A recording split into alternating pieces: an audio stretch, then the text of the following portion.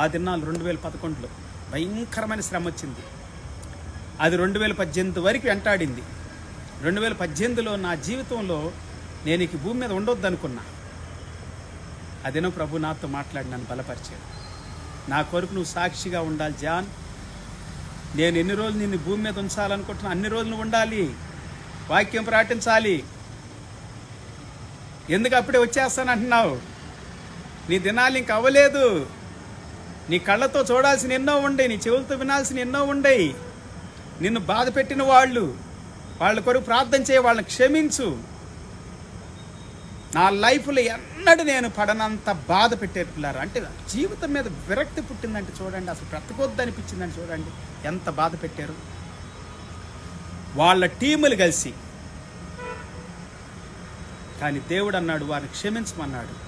నేను క్షమించేసేసాను, దేవుడికి అప్పగించేసాను. క్రైస్తవ